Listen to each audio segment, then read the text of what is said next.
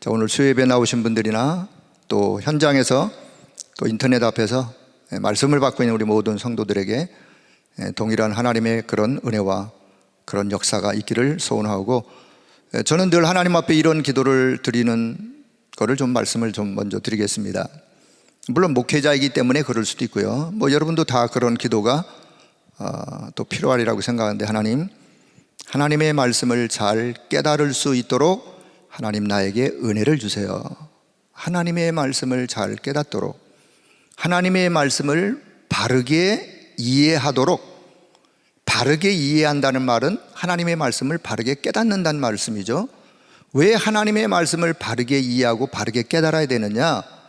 결국은 그 말씀을 바르게 이해했으면 내가 그 말씀을 언약으로 붙잡고 기도할 수 있기 때문에, 그래서 말씀을 잘 깨닫도록, 그리고 하나님, 내가 이 깨달은 말씀을 붙잡고 기도하는데 결국은 나에게 이 말씀이 성취되도록 하나님이 그렇게 나에게 역사해 주세요.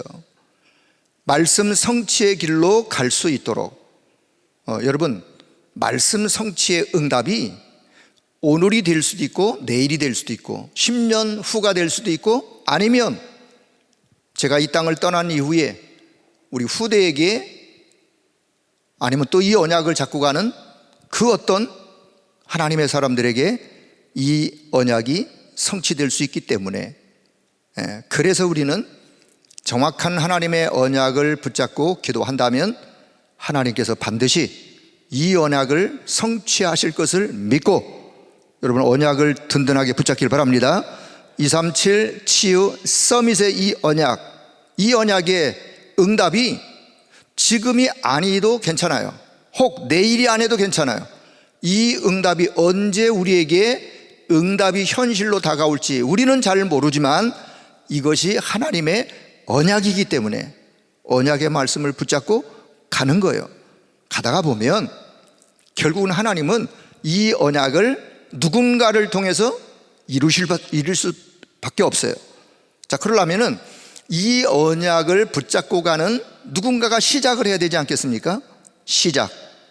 저와 여러분이 237 치유 서밋의 이 언약 성취에 시작하는 시조라는 사실을 기억하시고, 물론 성경에 많은 인물들이 그러했지만 지금의 시간표 속에, 말씀 흐름 속에 우리에게 주신 강단의 말씀이기 때문에 이 말씀을 언약으로 잡으시면 돼요. 잡고 가다가 보면 응답은 언제든 오게 되는 것이다. 자, 바울이 로마 복음화 바울 당대 했냐? 로마서를 기록해서 보냈지만 로마서의 이 말씀이 로마에 있는 성도들이 복음서처럼 그 말씀을 붙잡고 이해하고 그 말씀을 붙잡고 은혜 받고 구원받는 역사가 있었지만 바울 때 로마 복음화가 안 이루어졌어요. 언제 이루어졌느냐? 250년 만에. 250년 만에. 다시 말하면 바울이 살았던 그 시대, 바울이 로마에 가서 복음 운동하던 그 시대에 250년 지난, 약 250년. 그러면 언제냐? AD 313년 로마가 기독교 복음 앞에 무릎을 꿇는, 기독교를 이제는 우리나라의 국교로 인정할 만큼 로마가 완전히 복음화되어서 이 복음이 전 세계로 확산되어지는 하나님의 역사예요. 그래서 바울 당대의 로마 복음화가 이루어지지 않았지만 바울은 로마서를 기록하여 로마에 이 서신을 보내면서 로마에 있는 성도들이, 1세기 그리스도인들이, 핍박받는 그리스도인들이 로마서의 말씀을 붙잡고 은혜 받고 로마 복음화를 위하여 헌신했던 그런 성도들이었어요. 자, 어떻게 하면 말씀을 더 잘 깨달을까? 자, 카드 5장을 제가 오늘 준비했습니다. 자, 영상 한번 띄워볼까요? 카드 5장을. 어디 있어요? 자, 이 카드 5장이 뒤죽박죽이에요. 뒤죽박죽. 이렇게 들으면 이거 같고 저렇게 들으면 저것 같고. 그러니까 이 카드, 제가 왜 칠판 안 쓰느냐? 시간을 좀 전략하려고. 칠판 쓰는 시간을 전략해서 자막을 띄울 테니까 잘 보시고. 자, 이 카드가 정리가 안 돼가지고 지금 카드가 5장이 지금 뒤죽박죽이에요. 혹시 여러분 가운데 그런 분이 한 분이라도 있을까 봐 오늘 요 카드 5장을 어떻게 이해를 하는 것이 질서 있게 말씀을 이해하고 이 말씀을 이해한 대로 이렇게 갈까라고 생각할 때 여러분이 한번 카드 5장을 일렬로 한번 뒤죽박죽된 카드를 한번 여러분이 나열을 한번 해보세요. 어떻게 나열하는 것이 물론 카드를 뒤죽박죽해도 의미를 이해하면 그렇게 또 이해하면 돼요. 그러나 그냥 이해를 좀 돕기 위해서 바르게 이해하기 위해서 어떻게 카드를 정리해야 되느냐. 자, 두 번째 카드. 자, 이렇게 한번 정리를 해봤어요. 이쪽 붙어 있죠. 예. 하나님의 절대 주권. 하나님의 절대 주권. 하나님의 절대 주권은 누구도 바꿀 수가 없어요. 누구도 막을 수도 없어요. 말 그대로 하나님은 절대 주권을 가지고 지금도 모든 일들을 이루어가고 계세요. 인간의 구원, 절대 주권이에요.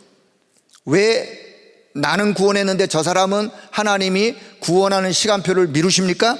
절대 주권이에요. 아니면 저 사람은 왜 지옥으로 갑니까? 그 절대 주권이에요. 토기장의 로마서에 보다 보면 토기장의 비유처럼 하나님의 절대 주권. 자, 하나님의 절대 주권 다음에 하나님의 절대 계획. 하나님의 절대 주권 안에서 절대 계획을 하나님은 이루어 가세요. 하나님의 절대 계획은 변함이 없어요. 누구도 그 계획을 바꿀 수도 없어요.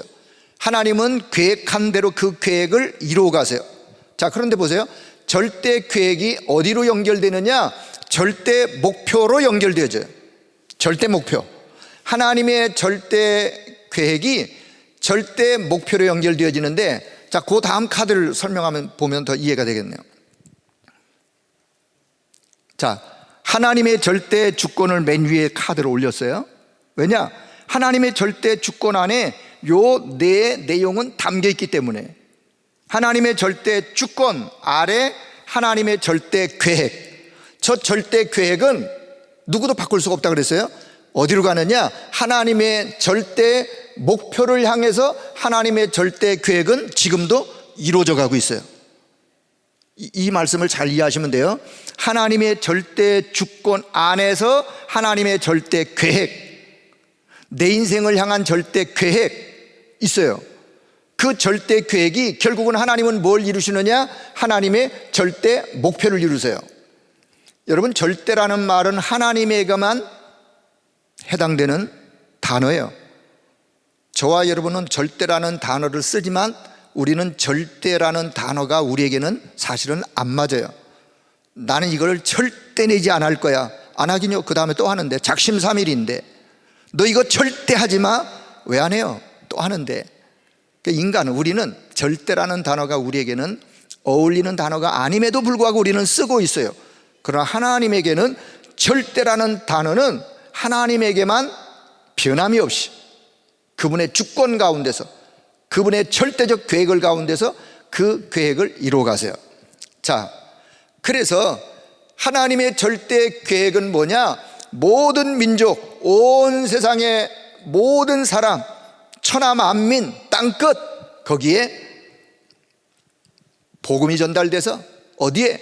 237 전달돼서 그 237 나라의 5천 종족 빈 곳에 그들을 치유하고 복음으로 치유하고 그들을 살리고, 그래서 결국은 그들을 서밋으로, 영적인 서밋으로 세워서 또 후대에게 그 영향을 주고 시대를 살리고 시대의 재앙을 막고 하는 것이 하나님의 절대 계획이에요. 그 하나님의 절대 계획을 내가, 그렇구나, 하나님의 절대 주권 아래 절대 계획이 이런 거로구나 해서 하나님께서 말씀을 주세요. 말씀을 주시는 그 말씀을 내가 언약으로 붙잡으면 내게 절대 언약이 되는 거예요. 하나님 입장에서도 하나님의 말씀이 절대 언약이에요. 그리스도가 절대 언약이에요. 그리스도를 통하여 온 세상 모든 사람들을 구원하시겠다고 하나님이 절대 언약을 말씀으로 말씀해 주셨어요. 그럼 나는 그 하나님의 절대 언약을 나의 언약으로 내가 붙잡는 거예요. 오직 그리스도, 세계복음화. 그래서 하나님은 나를 통해서 이 일을 이루기를 원하시는구나. 절대 언약이요. 그래서 하나님이 나에게 이런 기능, 이런 달란트, 이런 직업, 이런 전문성을 주셨구나, 절대 언약으로 내가 붙잡는 거예요. 그래서 나는 복음을 위하여 하늘, 하나님의 하늘, 그리스도의 하늘, 나의 하늘로 절대 언약이요. 그 자가 절대 언약이 잡혀지는 순간 그 다음으로 가는 게 이제 절대 여정이에요. 모든 사람이 다 인생의 여정을 갑니다.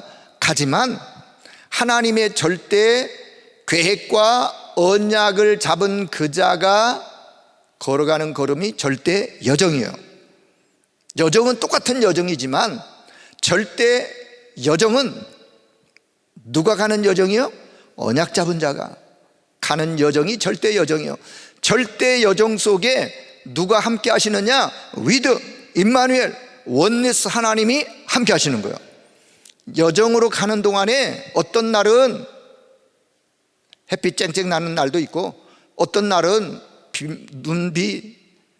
비바람이 몰아치는 날도 있고, 좋은 날도 있고, 힘든 날도 있고, 어려운 일도 있고,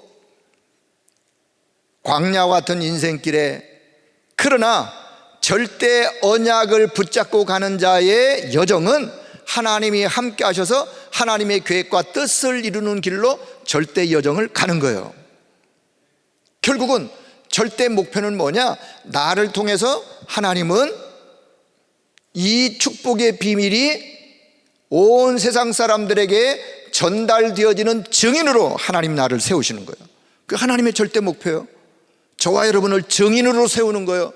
저와 여러분을 237 치유 서밋의 증인으로 세우는 것이 하나님의 목표예요. 더 나아가서는 세계복음화의 일꾼, 전도 제자로 세우는 것이 하나님의 절대 목표예요. 그걸 보고 다른 말로 남은 자, 렘넌트. 그래서 시대의 재앙을 막고 후대를 살리고 하는 것이 하나님의 절대 목표예요. 자, 하나님이 이스라엘 백성들을 부르셨어요. 아브라함을 부르시고 아브라함의 가정 가문을 부르시고 아브라함의 후손 민족을 부르셨어요. 그들에게 가장 먼저 복음을 주셨어요. 그건 하나님의 절대 주권이에요. 왜 하나님이 아브라함을 부르셨나요? 절대 주권이에요.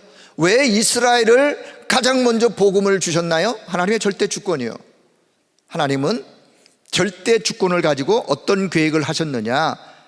이 언약이, 이 복음이 온 모든 세상 사람들에게 전달되어지기를 하나님이 계획하셨어요.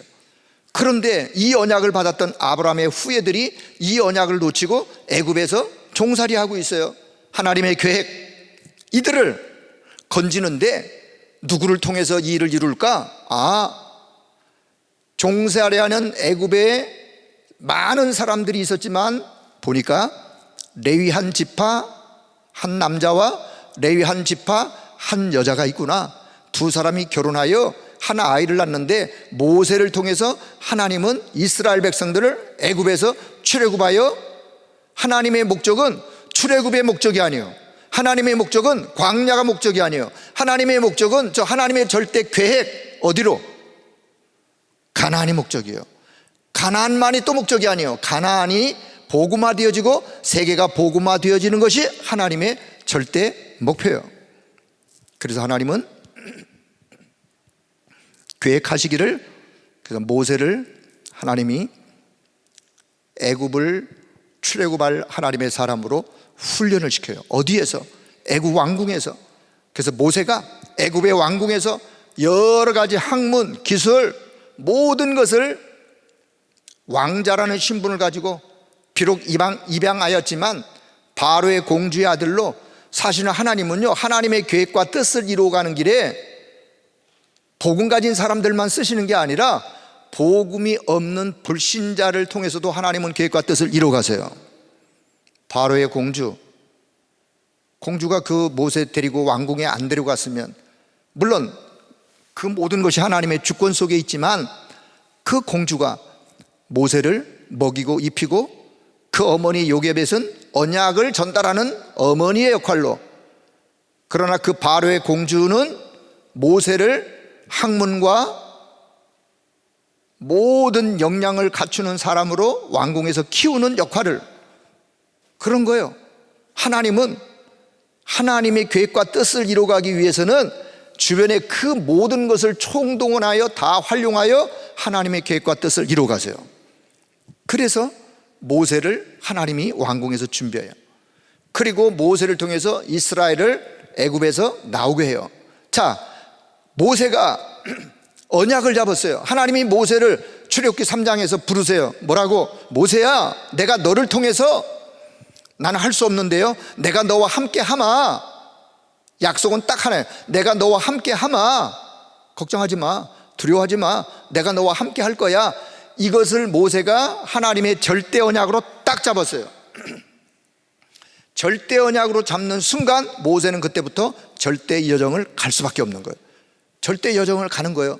모세가 가는 길에 모세의 손에 지팡이 하나, 마른 막대기 하나밖에 없었어요. 그런데요, 이 마른 막대기를 통해서도 하나님은 절대 언약을 성취하는 길로 하나님이 인도하세요. 홍해가 막혔다? 갈라질 수밖에 없는 거예요. 광야 가는 물이 없다? 샘물을 하나님이 만나도록 인도하세요. 먹을 것이 없다? 만나와 메추라기로 하나님이 그들을 먹이세요.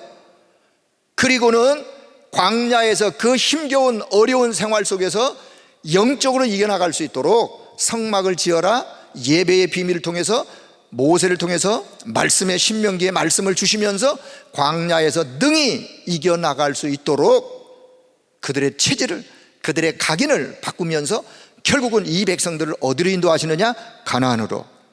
자, 다시, 출애굽이 목적이 아니에요. 과정이에요. 광야 가는 어려운 현실, 과정이에요. 광야의 위기가 뭐냐? 하나님의 언약 속으로 들어가는 기회예요. 예. 오히려 더 문제, 그건 더 발판이요. 오히려 문제도 제가 지난 시간에 과정이고 지나가는 거라 했는데 결국은 문제가 축복이기 때문에 그런 말을 하는 거예요. 문제가 축복이요. 왜 축복이냐? 지나가는 것이고 과정이신 것이고 그 뒤에는 뭐가 있느냐? 축복이 기다리고 있기 때문에. 위기도 문제도 과정이요, 발판이요. 모든 것을 하나님은 축복을 예배해 놓으시고 이스라엘 백성들 좀 이끌어가고 계세요. 그래서 결국은 하나님의 절대 목표 뭐라고요? 가나안 복음화. 가나안이 복음화되어지는 것이 세계 복음화이기 때문에, 그래서 하나님은 이스라엘 백성들을 그렇게 이끌어 가시는 거예요. 자, 이렇게 5카드를 이해하시면 이해가 되어지고, 자, 하나님이 그러면 자, 저와 여러분도 부르신 얘기를 했고 이스라엘 백성들 이야기도 했고, 자, 바울의 얘기를 한번. 하나님이 바울을 하나님이 계획하셨어요. 어떻게? 이 핍박자 바울, 핍박자 사울, 이 청년을 내가 전도자로 불러야 되겠구나. 이미 하나님의 절대 주권 속에 하나님은 그 계획을 가지고 계셨어요. 시간표 언제? 사도행전 9장. 공문 가지고 법적으로 예수 믿는 자들 잡아 죽이기 위해서 살기가 등등한 이 사울 청년이 다메섹 지역을 지나갈 때 부활하신 그리스도가 이 청년에게 나타나서 이 청년을 꼬꾸라뜨려 버려요. 하나님의 계획. 이 사람은 내 이름을 이방인과 임금들과 이스라엘 자손 모든 사람들에게 내 이름을 증거할 나의 택한 그릇이다 라고 하나님이 이미 바울을 그렇게 계획하시고 부르시는 거예요. 그러면 바울은 사도행전 9장 15절의 말씀을 언약으로 딱 잡았어요. 지난날 내가 잘 몰라서 그랬는데 알고 보니까 하나님이 나를 이렇게 준비하시고, 바울을 하나님이 준비하셨어요. 어떻게? 바울이 누굽니까? 어려서부터 로마 시민권을 가지고 있던 자예요. 어려서부터 바리새인 중에 바리새인이요. 어려서부터 율법에 아주 위대한 스승 밑에서 율법을 배웠던 율법 학자예요. 다시 말하면 그 시대의 바울은 최고의 엘리트급의 그런 사람이에요. 그러니까 하나님이 일반 은총으로 바울을 그렇게 준비시켜서 어느 날 바울을 부르셔서 뭘 하게 하셨느냐? 복음을 증가할 전달자로, 성경을 기록할 성경 기록자로. 바울이 기록한 성경이 14권이나 돼요. 신약 성경 27권의 반이나 돼요. 왜 그렇게 해요? 하나님이 바울을 통해서 행하실 일이 있으셨기 때문에 그 하나님의 계획이요. 바울이 그 하나님의 계획을 언약으로 잡는 순간 바울의 가는 걸음이 이제는 세계복음화의 걸음으로 바뀐 거예요. 그래서 바울이 1차, 2차, 3차 전도 캠프를 사도행전 13장에서 시작을 하죠. 1차, 3차 마무리하면서 사도행전 20장 2절 3절에 보면 그가 헬라라는 지역에 오게 되었어요. 3차 마무리하는 3차 캠프를 마무리하는 지점 헬라 지역, 그 헬라가 어디냐? 고린도라 그랬어요. 고린도에 와서 3개월 동안 머무는 동안에 바울이 무엇을 기록하느냐? 로마서를 기록해요. 사도행전 19장 몇 절이죠? 사도행전 19장 20절 내가 이제 로마도 보아야 되겠다, 로마도 보아야 되겠다라고 하는 기도 제목을 가진 바울이 고린도 지역에 와가지고 로마서를 기록하여 이 로마서를 가지고 누가 로마까지 가느냐? 고린도에서 로마까지 가는 길은 먼 길이에요. 그 당시 비행기 타고 간 게 아니에요. 배를 타고, 그리고 또 육지를 또 가야 되고, 누가? 로마서 16장 1절 2절에 나오는 베베라고 하는 여성도. 그래서 바울은 이 베베에게 로마서 기록한 것을 주어서 보내면서 로마에 있는 성도들에게 부탁을 해요. 내가 베베를 너희에게 보내노니 너희가 이 베베를 잘 맞이하고 그리고 잘 영접하고 하면서 로마 복음화의 20명의 이름이 로마서 16장에 기록이 되면서 그 사람들과 함께 로마 복음화를 위하여 헌신한 거예요. 자, 그런 의미로 지난 시간에 서론의 말씀을 드렸어요.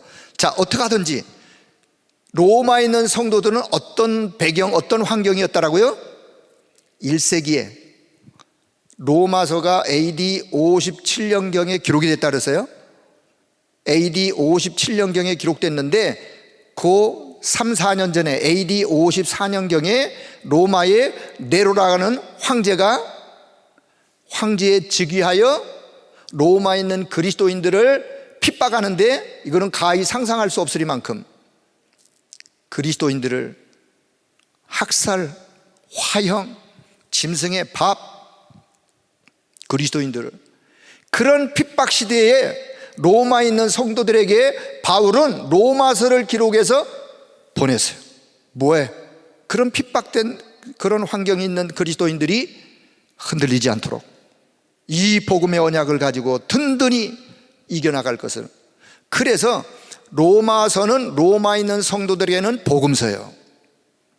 여러분, 사도행전이 로마서가 기록된 지 6년이 지난 AD 63년경에 의사였던 누가가 사도행전을 기록하여 로마에 있는 데오빌로 각하에게 보내준 서신이 사도행전이에요.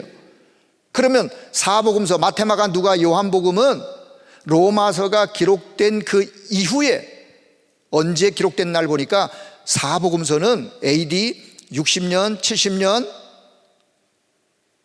그때 복음서가 기록이 되었어요. 그렇다면 사복음서가 기록되기 전에 이미 로마서가 기록돼서 로마서가 로마에 있는 성도들에게 전달됐다는 말은 로마에 있는 성도들에게는 로마서가 복음이에요. 그래서 바울이 로마서의 뚜껑을 열자마자 내가 여러분들을 정말로 내가 이제 로마에도 가서 이 복음을 전해야 되겠다 기도 제목을 가졌지만, 여러분이요, 내가 여러분에게 그렇게 가고자 애를 썼는데 가는 길이 막혔더라. 그래서 할 수만 있으면 나는 여러분에게 가서 내가 복음을 전달하기를 원한다. 로마서의 뚜껑을 열자마자 나는 예수 그리스도의 종, 나 바울은 하나님이 나를 사도로 부르셨습니다. 사도로 부르셨다는 이 말에 이 바울의 심정은요, 고린도전서 15장 9절 10절에 보니까 바울이 뭐라고 고백하느냐? 나는 사도 중에 지극히 작은 자라. 나는 사도 중에 지극히 작은 자요. 그리고 고린도서 15장 10절에 보니까 나의 나 된 것은, 그런 사도로 하나님이 나를 부르셨는데 그런 나의 나 된 것은 하나님의 은혜로라. 그 하나님의 은혜를 바울이 고백을 해요. 그러면서 나는 복음을 위하여 하나님이 나를 부르셨고 이 복음 때문에 하나님이 나를 사도로 삼으셨고 하면서 바로 그냥 2절부터 3절 4절 로마서 뚜껑을 열자마자 복음이 뭔지, 이 복음은 하면서 복음을 설명하는 거예요. 이 복음은, 복음이 뭐냐? 우리 주 예수 그리스도가 복음인데 이 복음은 많은 선지자들이 성경에 미리 약속한 것, 성경에 미리 약속한 그것, 하나님은 성경에 많은 선지자를 통하여 오실 메시아, 여자의 후손으로 오실 그리스도를 이미 성경에 예언해 놓았어요. 근데 그분이 어디를, 다윗의 혈통을 통하여 오실 것이다.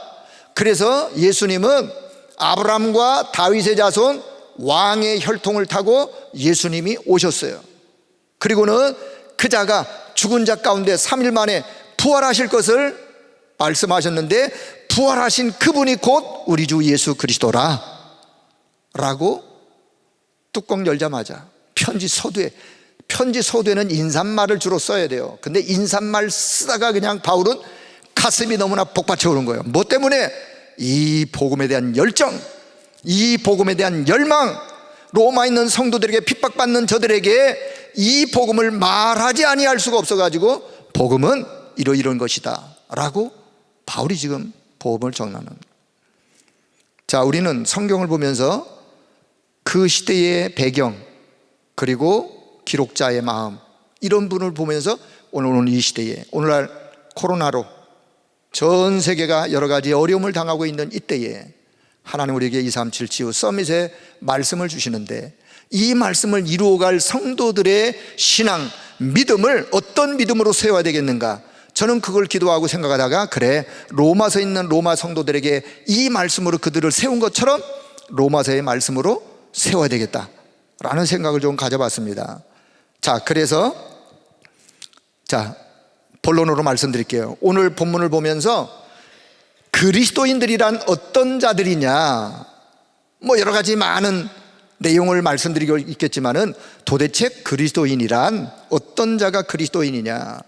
자, 회사 안에서 이런 말을 저 예수쟁이, 저 예수쟁이죠, 이 말은 칭찬하는 말보다는 뭔가 좀 예수 믿는 사람을 좀 비하하는, 또 욕하는, 하도 뺀질 되니까 저 예수쟁이, 저 예수쟁이들, 이런 말들을 하는데, 자, 별로 그렇게 뭐 유쾌한 말은 아니죠. 자, 그런데 성경에 보면 그리스도인이라는 단어가 처음 언제 쓰여졌느냐? 사도행전 11장 26절 안디옥 교회가 생겨나게 되었어요.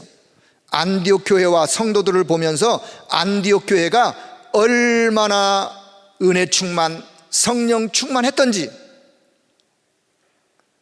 바울이 안디옥 교회를 가서 보니까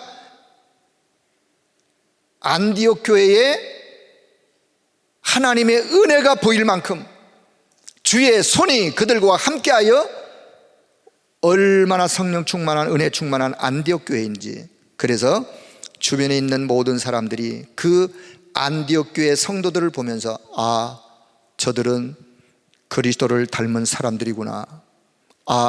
저들은 그리스도를 닮은 사람들이군요. 저들은 작은 그리스도와 같은 자들이군요. 주변의 사람들이 붙인 별명이 그리스도인이에요. 그만큼 주변의 사람들에게 예수 믿는 자가 어떤 자들인지를 보여준 거예요. 여러분, 전도지가 뭡니까? 글없는 전도지. 이게 바로 글없는 전도지 아니겠습니까? 글없는 전도지. 자, 비슷한 말씀이 데살로니가서 1장 7절 8절에 보면, 자, 데살로니가 성도들의 모습을 이렇게 표현하고 있어요. 자, 성경 같이 한번 읽어볼까요? 같이 읽습니다. 너희가 마게도냐와 아가에 있는 모든 믿는 자의 본이 되었는지라. 하나님을 향하는 너희의 믿음이 각 처에 퍼졌으므로 우리는 아무 말도 할 것이 없노라.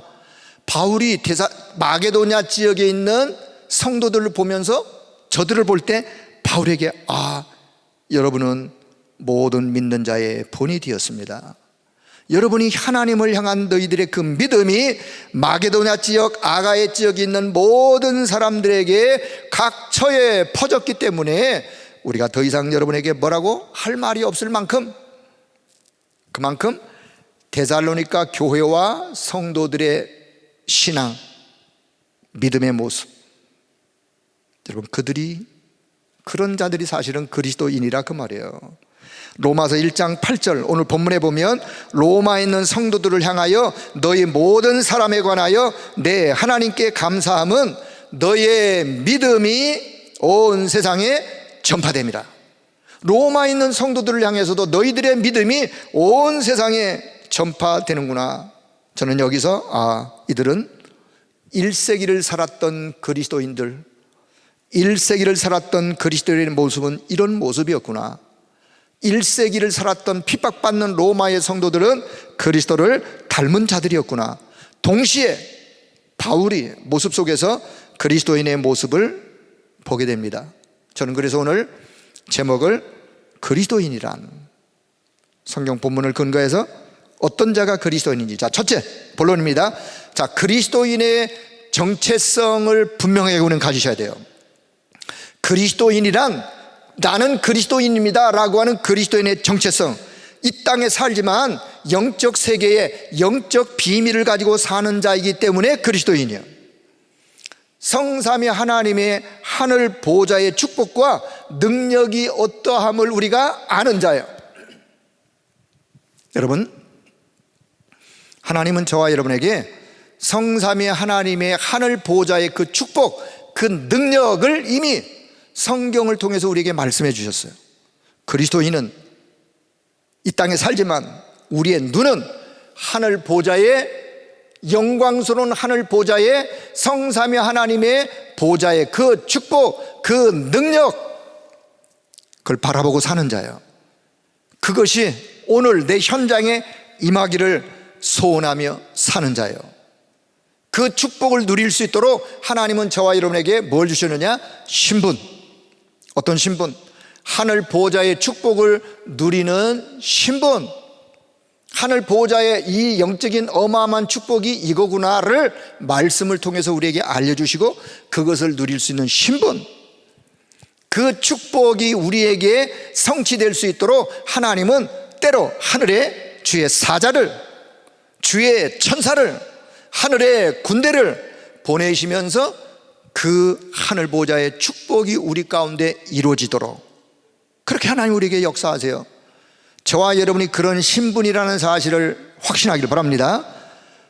신분뿐만 아니라 어떤 권세, 이 축복을, 하늘 보호자의 그 축복을 내가 마음껏 누리며 살아가는 그 권세, 그리스도의 그 이름으로, 하늘 보호자의 그 권세와 그 능력의 그 이름으로 날마다 흑암과 싸워 이길 수 있는 그 권세, 하나님은 저와 여러분에게 그 권세까지 주셨어요.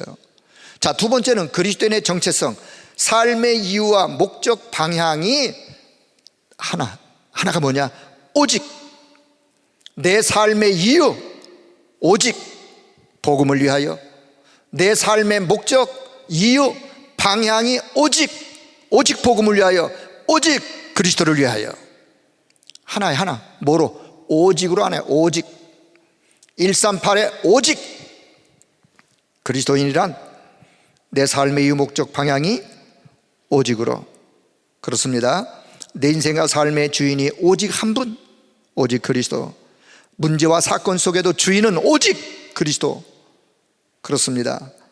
그래서 그분께서 나의 삶을 이끌어 가시는, 언약의 여정 속에도 그분이 주인 되어 나를 다스리시고 이끌어 가시는 그분이 나의 그리스도요, 예수. 그분은 저와 여러분의 그리스도가 되십니다. 그분은 나의 그리스도예요. 나의 그리스도란 말은 내 인생 모든 문제 해답이라 그 말이에요. 내 인생의 방향, 내 인생의 목적, 이유가 오직 그리스도라면 그분이 나의 그리스도 해서 내 인생의 모든 문제를 십자가에서 다 끝내셨던 바로 그분. 여러분, 그리스도께서 십자가에서 어떤 문제를 해결하셨나요? 저와 여러분이 일평생 매여서 종노릇하며 살아갈 수밖에 없었던 이 흑암의 세력, 사단의 세력을 멸하시고 그리스도 안에서 참 자유함을 주셨어요. 일평생 사단에게 잡혀 사단에게 매여 종노릇하며 살아갈 수밖에 없었는데 그렇게 살아왔어요. 그런데 여기에서 사단 세력을 깨뜨려 우리에게 영적인 자유함을, 그리스도 안에서 자유함을 우리에게 주셨어요. 더 나아가서는 원죄로 인하여 밀려오는 저주 재앙의 세력을 우리는 막을 길이 없는데 그리스도가 십자가에서 저와 여러분의 모든 죄의 짐을 다 짊어지시고 우리를 죄의 저주 재앙의 세력에서 우리를 건지셨어요. 우리를 해방하셨어요. 그리스도가 십자가에서 그러셨단 말이에요. 더 나아가서는 저와 여러분이 운명 사주팔자에 매여가지고 운명 사주팔자에 매여 지옥 배경 가지고 늘 고통 속에 늘 눌림 속에 시달림 속에 살아야 되는데 아니 그렇게 살아왔어요. 그렇게 살아야 되는데 그리스도가 이제는 우리를 하나님과 함께 나와 함께 우리와 함께 내일의 모든 일에 하나님이 나와 함께 하시면서 하늘 보호자의 배경, 하늘 보호자의 배경, 보호자의 그 능력, 보호자의 그 축복, 그 은혜 그거 가지고 살아가도록 하나님께서 우리를 하나님 나라의 주역으로 삼으셨어요. 이게 저와 여러분 그리스도인이 되어진 저와 여러분의 정체성이에요. 자, 두 번째, 그리스도인이란 오늘 본문에 보면 나누어 줄 것을 가지고 사는 자, 나누어 줄 것을 있는 사람들, 뭔가를 나누어 줄 것이 있는 자. 그럼 뭘 나누어 주는지 오늘 본문 한번 잘 보세요. 1장 11절에 보니까 내가 너희 보기를 간절히 원하는 것은 어떤 신령한 은사를 너희에게 나누어 주어, 어떤 신령한 은사를 너희에게 나누어 주어 너희를 견고하게 하려 함이니. 여러분, 그리스도인이란 그 속에 언약의 여정을 가면서 나누어 줄 것을 가지고 있을 뿐만 아니라 이것을 나누어 주고 싶은 열정이 끓어오르는 사람이 사실은 그리스도인이에요. 바울은 무엇을 바꾸자 로마를 가고자 하는 것이 아닙니다. 뭔가를 주려고 로마에 가기를 그토록 원했어요. 바울이 1차, 2차, 3차 전도 캠프를 통해서 여러 지방 모든 곳에 한결같이 다니면서 바울이 가졌던 소원이 하나 있었어요. 나누어 주고 싶어서 가만히 있을 수가 없는 바로 그 사람. 성경에 보면 예레미야 20장 9절에도 예레미야 선지자의 마음을 이렇게 표현합니다. 자, 자막 나왔으니까 우리 예레미야 20장 9절의 말씀 같이 봅니다. 내가 다시는 여호와를 선포하지 아니하며 그 이름을 말하지 아니라 하면 나의 중심이 불붙는 것 같아서 골수에 사무치니 답답하여 견딜 수 없나이다 라고 누가요? 누가? 예레미야가. 왜요? 그 배경을 예레미야가 이스라엘 백성들에게 내 백성들이여 하나님께 돌아오라, 나의 백성들이여 우상 숭배 버리고 하나님께로 돌아오라, 돌아오지 아니하면 저 바벨론에 어려움을 당하게 될 것이다 라고 장차 되어질 일을 선지자 예레미야가 하나님의 말씀을 받고 백성들에게 전달하는데 이스라엘 백성들이 어떻게 반응했느냐? 저놈은 친 바벨론파야? 저놈은 바벨론 앞잡이야? 예레미야를 감옥에 가뒀어요. 그리고 그 배경 속에 하는 이야기가 예레미야 33장 1절에 3절이요 시위대 뜰에 갇혔을 때 하나님이 예레미야에게 두 번째 말씀이 임하여 뭐라고? 예레미야 20장 9절에 보니까 내가 다시는 여호와를 선포하지 아니하고 그 이름을 말하지 아니하면 나의 중심이 불붙는 것 같아서 답답하여 견딜 수 없나이다. 무엇 때문에 답답해요? 여호와의 이름을 부르지 말라고, 선포하지 말라고 맞기 때문에. 여러분, 나눠줄 대상자를 위해서 늘 기도하는 그 사람, 뭔가 나누어줄 것을 가지고 있어요. 그렇다면 저와 여러분 9절에 보니까 나누어줄 대상자를 위해서 늘 기도하는 사람, 항상 내 기도에 쉬지 아니하고, 바울이 오늘 그렇게 고백합니다. 항상 내 기도에 쉬지 않고 너희를 말하며 항상 내 기도 속에 여러분이 있습니다. 이게요, 전도자가 품어낼 마음이요, 237 치유 서밋의 기도 제목을 가지고 있을 저와 여러분이 237회를 향하여 5천 종족 빈 곳을 향하여 가져야 될 마음이요, 내가 항상 여러분을 위하여 기도하는 것을 누가 증인이냐? 하나님이 나의 증인이시다. 내 심령으로 섬기시는 하나님이 나의 증인이시다. 진심으로 너희들을 위하여 내가 기도하고 있다는, 그렇습니다. 여러분, 하나님께서는 237을 우리에게 맡기셨어요. 5천 종족 빈 곳 보라고 우리에게 말씀하셨어요. 그렇다면 저와 여러분, 나누어 주고 싶은 끓어오르는 열정 있는 자가 237을 위하여 5천 종족 빈 곳을 위하여 기도할 수 있는 거예요. 여러분의 기도 속에 237 5천 종족이 담기길 바랍니다. 담기셔야 돼요. 담겨야 기도가 되는 거예요. 그 열정으로 영적 통신망을 활용하여 시공간을 초월하 역사하시는 하나님의 그 역사, 보호자의 그 능력이 지금 237의 현장 5천 종족에 임하도록 하나님 앞에 기도하시는 거예요. 자, 그리스도인이란 전달할 대상자를 위해서 늘 기도할 뿐만 아니라 나누어 줄 것을 먼저 누리고 있는 그 사람이요, 먼저 내가 그것을 누리고 있는 그 사람. 뭘 누리고 있어야 되느냐? 어떤 신령한 은사. 자, 그거는 그 다음에 어떤 신령한 은사가 뭐냐? 바울은 지금 내가 여러분에게 나아가서 어떤 신령한 은사를 내가 여러분에게 나눠주기를 원한다. 여러분, 신령한 은사란 신비스러운 은사를 체험을 이야기하는 게 아닙니다. 15절 보면 알 수 있어요. 그러므로 나는 할 수 있는 대로 로마에 있는 너에게도 복음 전하기를 원하노라. 신령한이란 말은 영적이란 의미요, 신령한 은사란 우리의 영혼을 살리며 구원하시는 하나님의 선물인 곧 복음 진리의 말씀. 신령한 은사란 복음 진리의 말씀. 그렇습니다. 바울은 복음 진리의 말씀을 그들에게 나눠주기를 얼마나 열망하는지, 복음 진리의 말씀을 너에게 나누어 주어 환난과 핍박을 받는 성도 여러분들이 견고하게 여러분을 세우도록, 그래서 나는 이 복음 진리의 말씀을 여러분에게 전달하기를 원한다. 여러분, 감정은 뜨거웠다가, 감정은 그래요. 저와 여러분의 감정은 뜨거웠다가 곧 시들어져요. 감정은 나약하고 상태에 따라 변하기도 쉬워요.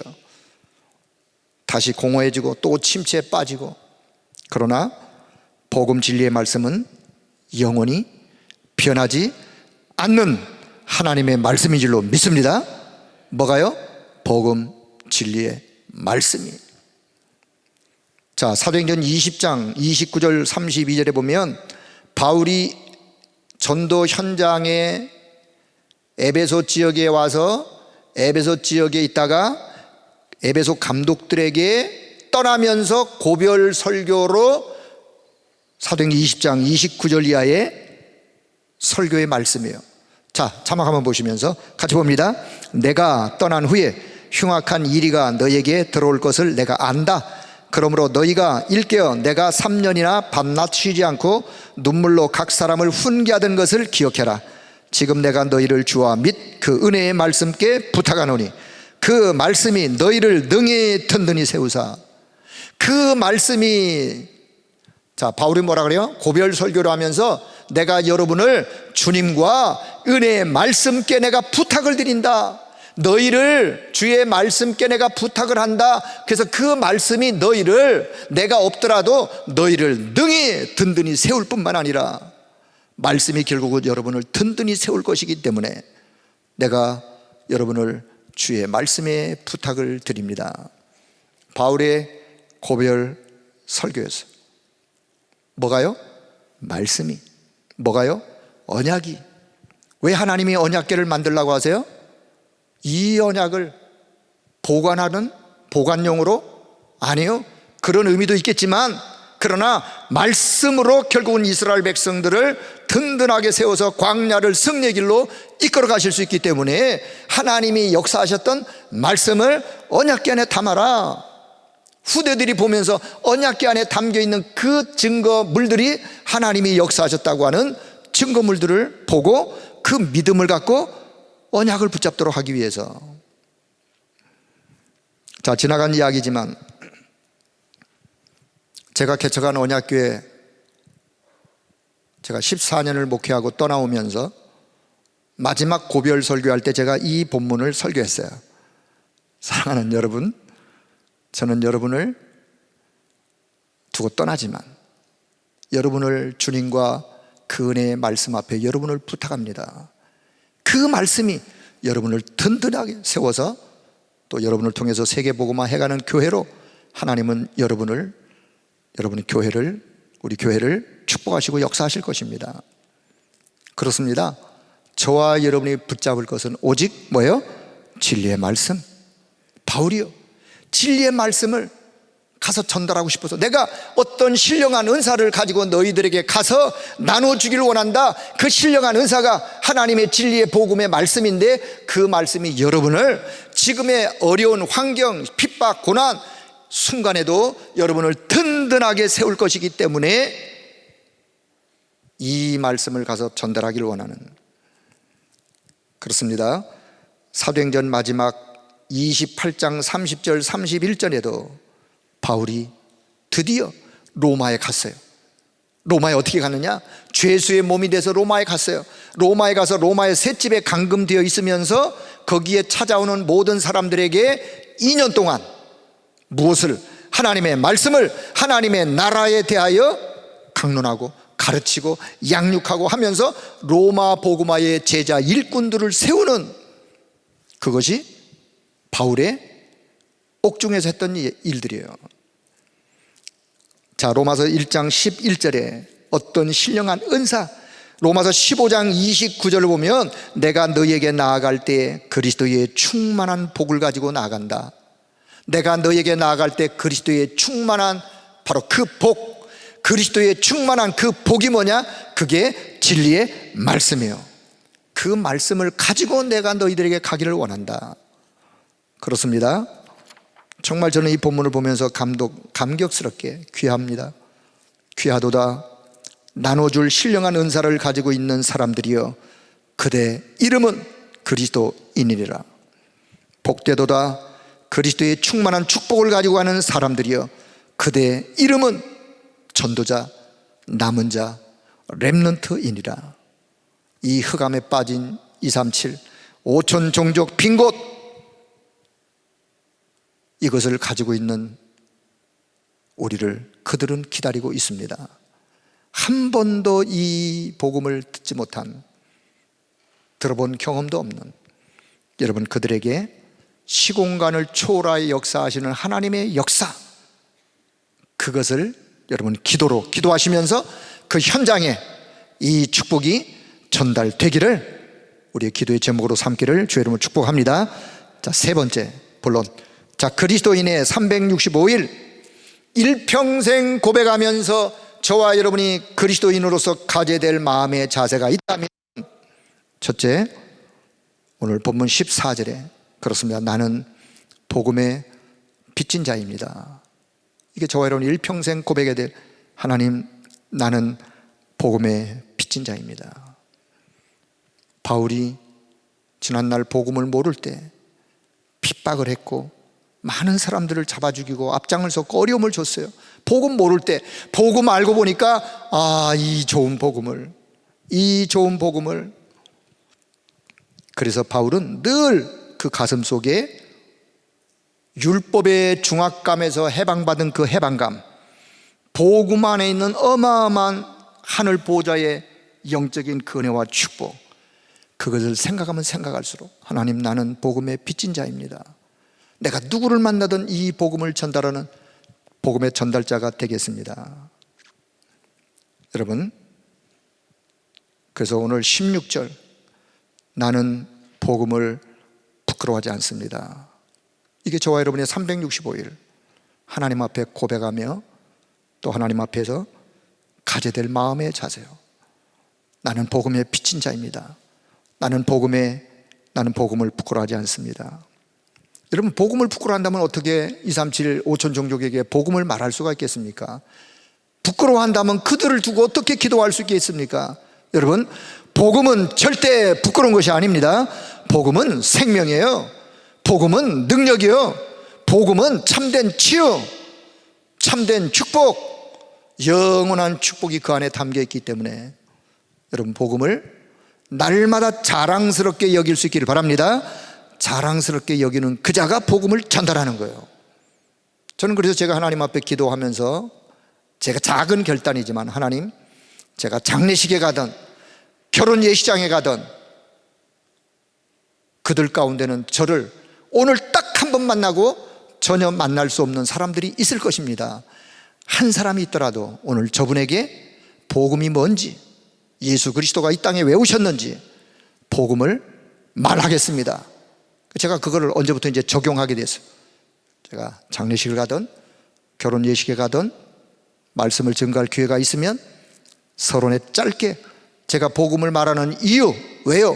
나는 이 복음이 자랑스럽고 이 복음이 모든 사람에게 필요하다는 것을 제가 알기 때문에, 여러분, 바울의 중심, 바울의 가슴이 오늘 저와 여러분의 가슴 중심으로 회복되기를 축복합니다.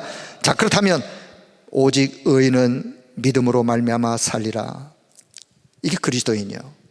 그리스도인은, 오직 의인은, 아니 모든 사람이 죄인인데 어떻게 의인이라고 합니까? 그래요. 모든 사람이 죄를 지어서 하나님의 영광 이룰 수 없는 죄인이지만 그 모든 죄를 그리스도가 십자가에서 다 담당하시고 저와 여러분을 의인으로, 그리스도의 의가 저와 여러분에게 임하여 하나님께서 저와 여러분을 보실 때 우리를 그리스도의 의로 인하여 의인으로 인치셨어요.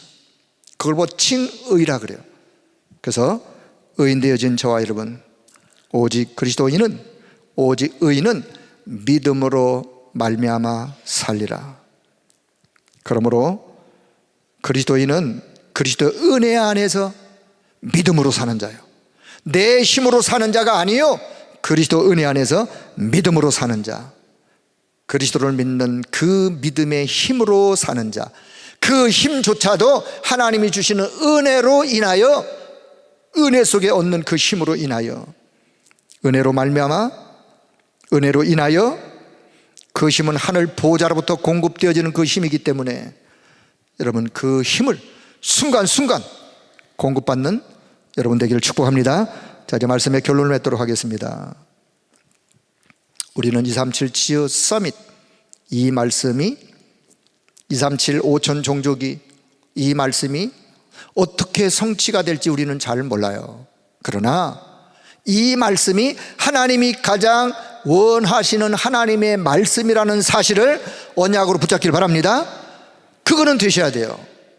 이게 언제 성취될지 나는 잘 모르지만 내 인생 속에, 내 언약의 여정 속에 어떻게 언제 성취될지 난 잘 모르겠지만, 그러나 이게 하나님이 가장 원하시는 것이고 하나님의 언약, 약속의 말씀이기 때문에 나는 그 말씀을 붙잡고 그것을 나의 기도 제목으로 삼고 그 말씀의 흐름 따라 가는 거예요.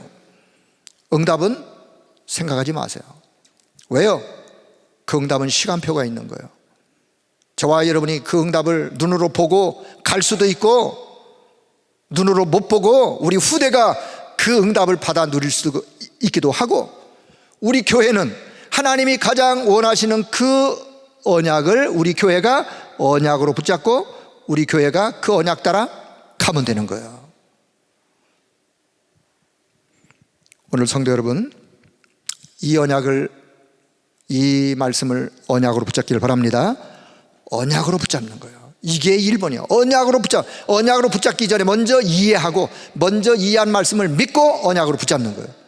두 번째, 진짜 언약으로 붙잡았다면 지금부터 하늘 보좌를 향하여 시공간을 초월하여 역사하시는 하나님의 그 역사를 믿음의 눈으로 내다보시고 영적 통신망을 최고로 활용하여 기도할 수 있기를 바랍니다. 기도하시는 거예요. 그럼 세 번째, 그것이 여러분의, 나의 영적 시스템이 되어지는 거예요. 영적 시스템이 되어지는 거예요. 영적 시스템이 되어지면 무너지지 않는, 흔들리지 않는, 로마의 성도들이 그 핍박 속에도 흔들리지 않는 로마서의 말씀을 받으면서, 그렇듯이 여러분의 나의 영적 시스템이 되어지길 바라고, 그래서 언약 속에 서 있는 여러분, 언약 속에 서 있는 그자, 언약의 여정을 걷는 자예요. 다시 말씀드리지만 인생은 단 한 번밖에 없어요. 인생은 단 한 번밖에 없지만 가장 가치 있는 인생으로, 더 이상 후회 없는 인생으로, 그렇게 하나님 앞에 저와 여러분의 인생이 드려지는 그런 은혜가 넘쳐나기를 주의 이름으로 축복합니다.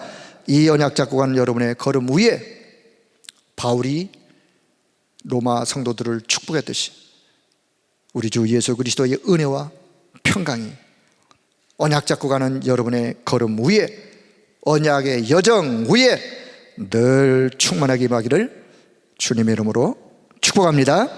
아멘. 기도합니다. 하나님, 오늘도 우리에게 말씀을 주시고 이 말씀 따라 언약의 여정을 걸어갈 수 있도록 인도하신 것을 감사합니다. 전 성도가 언약의 말씀을 든든히 붙잡고 언약의 여정을 믿음의 걸음으로 걸어갈 수 있도록 성령 하나님이 역사하여 주옵소서. 광야와 같은 그런 인생사를 살아가지만 하나님은 우리에게 복음의 진리의 말씀, 언약을 주시고 이 언약 따라갈 수 있도록 인도하신 것을 감사하오며, 말씀 성취의 길로 걸어가는 우리 온 성도, 우리 교회가 되도록 성령 하나님이 역사하여 주옵소서. 지금의 현실에 여러 가지 어려운 문제가 있고 때로는 질병으로, 고통으로, 여러 가지 사업의 어려움으로 그러하지만 하나님, 영원히 붙잡을 언약이 무엇인지 그 언약 붙잡고 기도하다가 하나님이 주시는 영적 그 힘을 가지고 지금의 모든 문제가 오히려 축복으로 바뀌어지는 하나님의 역사가 있도록 은혜를 덧입혀 주옵소서. 우리 주 예수 그리스도의 이름으로 기도드리옵나이다. 아멘.